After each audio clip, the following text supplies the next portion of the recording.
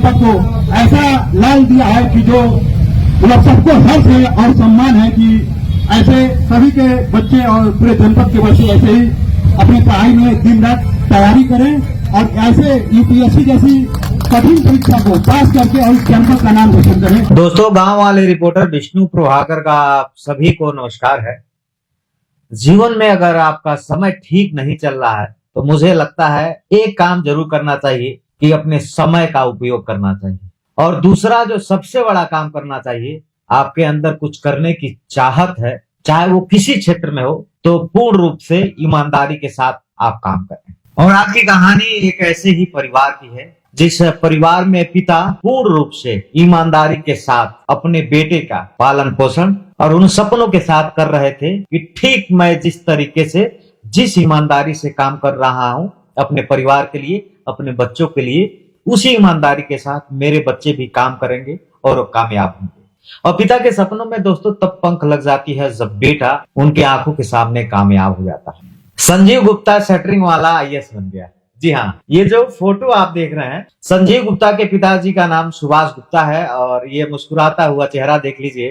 बेटा ने वह कर दिखाया है कि जो अब पूरे जिले के गर्व हो रहा है। जी हाँ, संजीव गुप्ता की तो हम कहानी जानेंगे ही, लेकिन उससे पहले सुभाष गुप्ता को आप जानिए, क्योंकि एक पिता का योगदान कितना बड़ा होता है परिवार के लिए। मुझे लगता है कि जब सुभाष गुप्ता जी बिजनेस की शुरुआत किए होंगे और इस बिजनेस की शुरुआत अपने बेटे, छोटे बेटे यानी संजीव गुप्ता के ही नाम से किए, संजीव गुप्ता शटरिंग, तो उस वक्त कोई सोचा नहीं था, या मुझे लग रहा है खुद संजीव के पिता सुभाष गुप्ता जी भी नहीं सोचे होंगे कि मेरा बेटा यूपीएससी में पूरे ऑल इंडिया में 465 रैंक लेकर आईएएस बन जाएगा।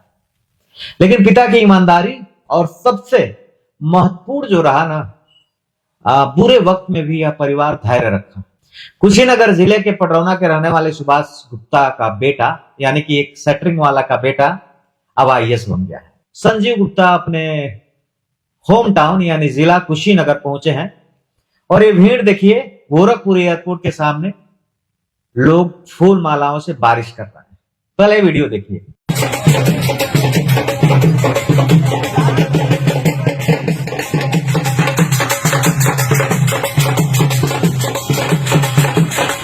अब इस कहानी में एक बड़ी महत्वपूर्ण बात है कि संजीव गुप्ता किसी बहुत बड़े लैंडलॉर्ड फैमिली से नहीं बिलोंग करते हैं, एक छोटे परिवार से बिलोंग करते हैं, ठीक उसी प्रकार से जिस प्रकार से ज्यादातर भारत में लोग होते हैं। लेकिन उसके पीछे की कहानी जानिए। कई बार ऐसा होता था कि फीस भरने के लिए पैसे नहीं होते थे, कई बार ऐसा होता था कि बहुत तकलीफ थी। सुभाष गुप्ता जी के भी मन में विचार आता था, ताकि वैश्य समाज से ताल्लुक रखते हैं तो कई बार जो है परिवार, रिश्तेदार के लोग जरूर कहे होंगे कि बेटे को कुछ बिजनेस व्यापार करा दो। लेकिन पिता की लगन, पिता की ललक और बेटे का जज्बा ने इतिहास रच दिया। इंटर तक अपने जिले में पढ़ाई किए संजीव गुप्ता, उसके बाद दिल्ली चले गए और दिल्ली में ही कैंपस सिलेक्शन हो गया। उसके बाद अमेरिका चले गए, कुछ साल तक नौकरी किए। नौकरी करने के बाद लगा यार जीवन में जो मुझे चाहिए वो अभी तक मिला नहीं है। सोचिए कोई एक आम व्यक्ति जिसको अमेरिका में एक बड़ी मल्टीनेशनल कंपनी में जॉब मिल जाए तो उसको लगता है उसका सपना साकार हो गया। लेकिन संजीव को कुछ और करना था। संजीव को लगता था कि कुछ मैं भूल रहा हूं, कुछ किक नहीं मिल रहा है जीवन में जो मैं करने आया हूं। क्योंकि एक मध्यम वर्गीय परिवार से ताल्लुक रखने वाला लड़का, संघर्ष देखा है, पिता को बल्ली उठाते देखा है, पिता को पटरा उठाते देखा है, भाई को शटरिंग ढोते देखा है और खुद शटरिंग की दुकान पे 5 बल्ली गिन के किराए पे कभी देता रहा है। तो उसके जहन में था कि पिता के संघर्षों को एक मुकाम तब मिलेगा जब संजीव गुप्ता को एक नाम मिलेगा।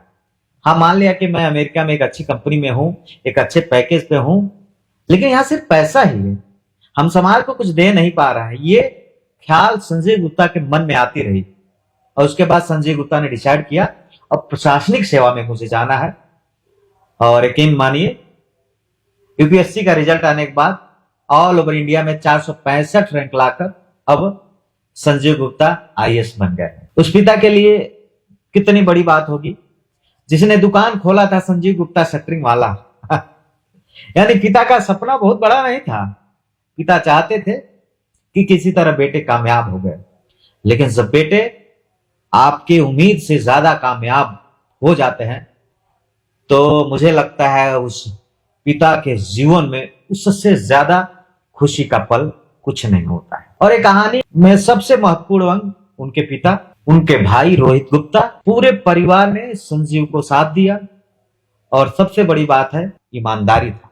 तो ये कहानी हम सबको सिखाती है संजीव गुप्ता की कि जीवन में अगर आपका वक्त खराब हो तो सबसे पहला काम आप यह कर लीजिए कि आपके जो बचे हुए वक्त हैं उसको सही काम में लगाइए। तो संजीव गुप्ता की ईमानदारी, परिवार के प्रति कुछ कर गुजरने की चाहत और पिता के दिए हुए संस्कार ने पूरे कुशीनगर के साथ उत्तर प्रदेश में इस परिवार की चर्चा हो रही है। तो आज की ये कहानी आप सबको कैसी लगी कमेंट करके सूचित कीजिएगा। गांव वाले रिपोर्टर विष्णु प्रभाकर का आप सभी को नमस्कार, अपना ख्याल रखिएगा।